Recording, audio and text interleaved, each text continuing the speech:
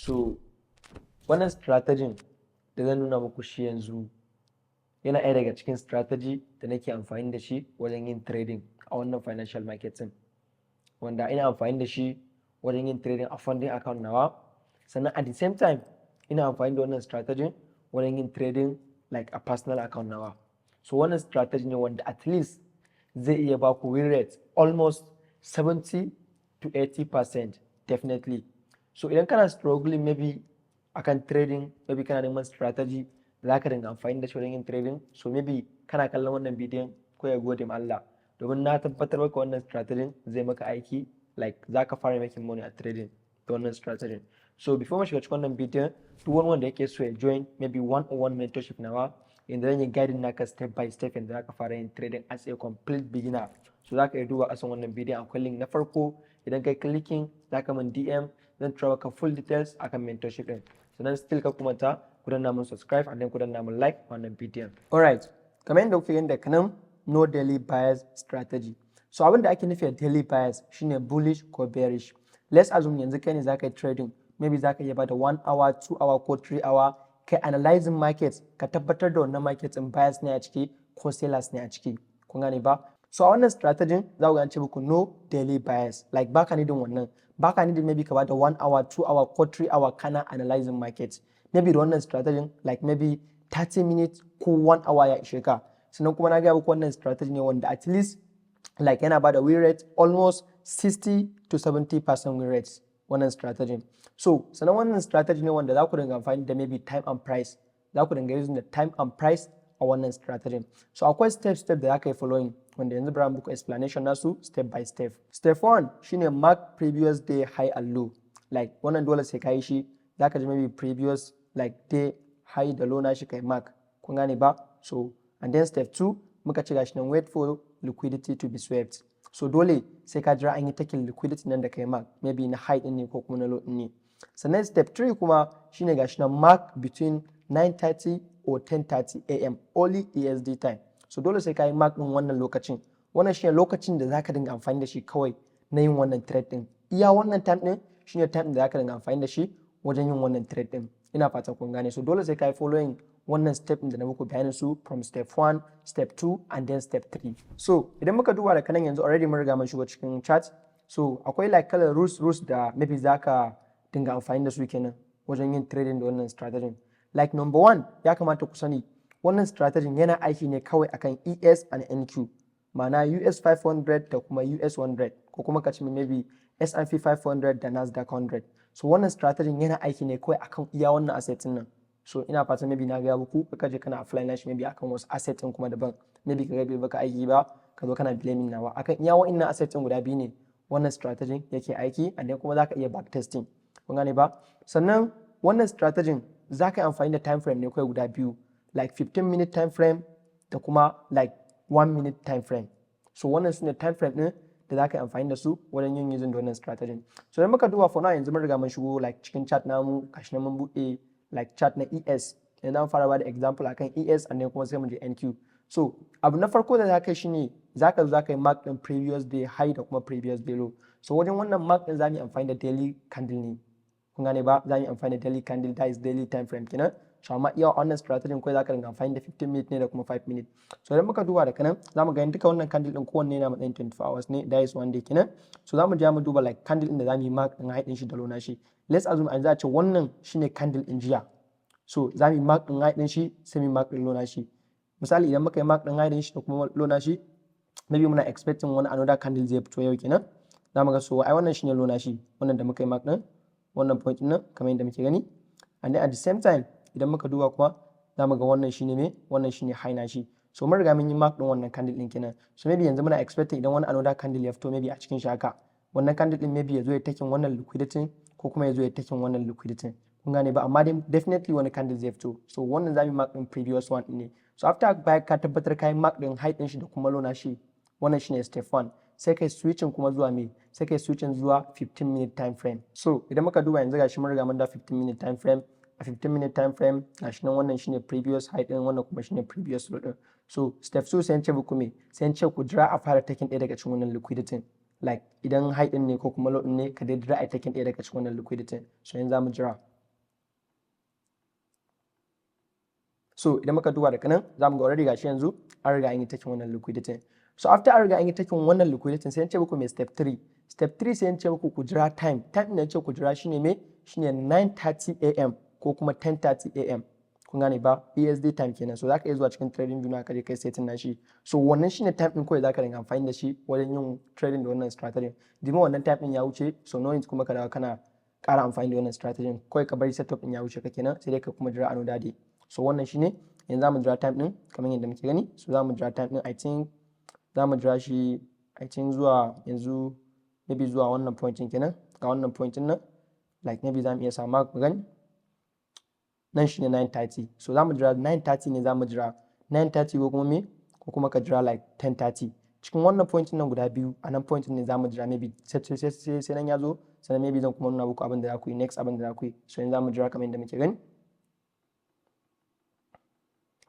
Idan muka duba already yanzu gashi zamu ga ya zo daidai time namu. So maybe bari cire yanzu za ku gani da kyau.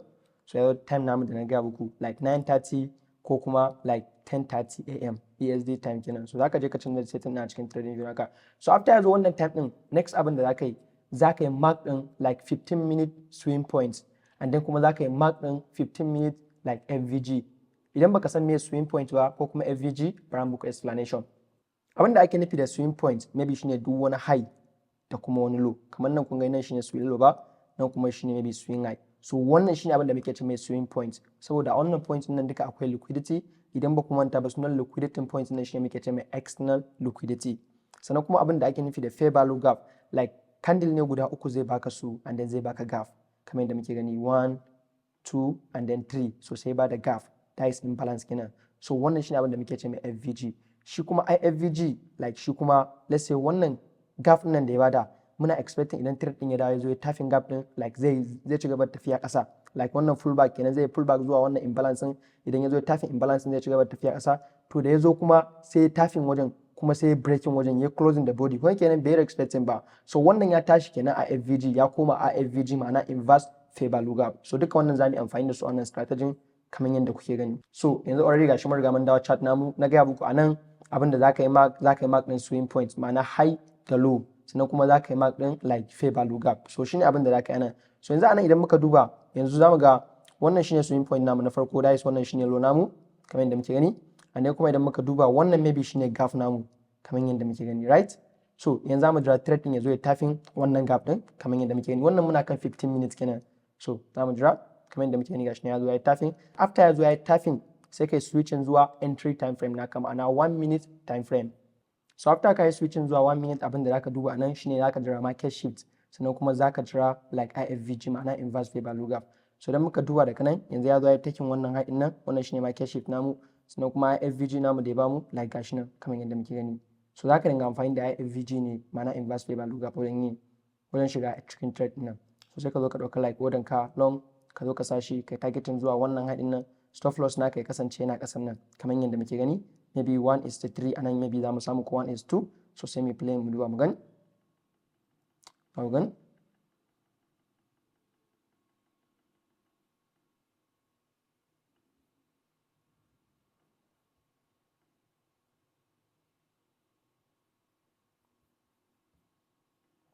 So kamar yadda kuke gani, wannan shine example na farko akan wannan strategy. I think iya wannan strategy zai iya canza maka rayuwanka muddin za ka yi focusing akan wannan strategy. So idan muka duba kuma anan za mu ga already yanzu gashi mun riga mun yi mark, wannan shine previous high namu, wannan kuma shine previous low namu. So yanzu muna kan 15 minute time frame ne. So abin da za mu jira after mun yi mark, wannan shine step 1, za mu jira step 2. Step 2 za mu jira a fara taking ɗaya daga cikin wannan liquidity, either high ko kuma low din.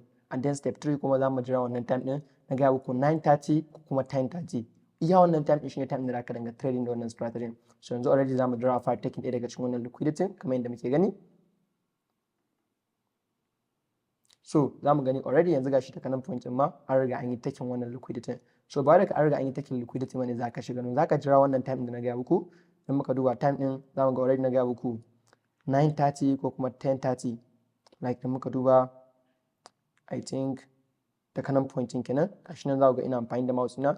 Wannan shine nan point nan shine 9:30, nan kuma shine me, nan kuma shine like 10:30. So za ku dan gani gashi nan. So za mu jira zuwa wannan time din. Idan ka jira zuwa wannan time din, so shine za ka yi amfani da shi, kun gane ba? So za mu jira ya zo wannan time din kamar yadda muke gani ga trade din yana playing.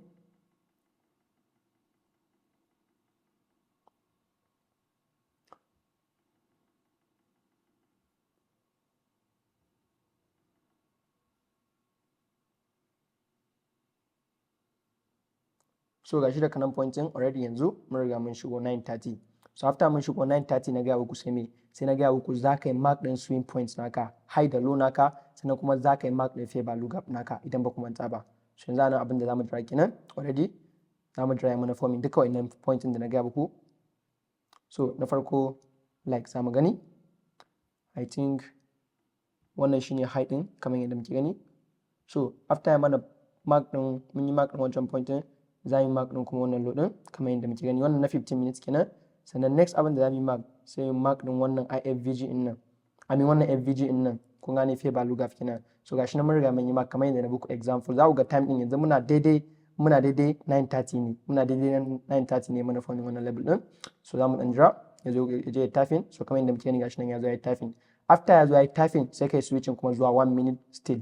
So kamar yadda muke gani gashi nan a 1 minute. So a 1 minute kuma abin da za mu jira, na farko za mu jira na gaya muku market shift, and then na biyu kuma za mu jira IFVG ma'ana inverse fair value gap. So abin da za mu jira kina 1 minute din nan.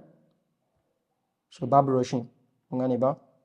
So na farko kamar yadda muke gani gashi da kanan point yanzu like nan mun samu market shift, ina fatan kun gani.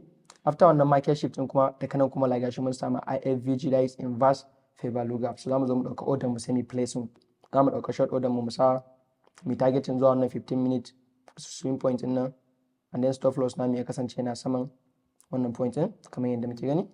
Like haka yasa 1:2 ko 1:3, kai kasan maybe risks are reward naka anytime at trading. So abin da za ka yi targeting ko wannan 15 minute level din nan kamar yadda muke gani already gashi nan trade din ya yi playing, za ku gani.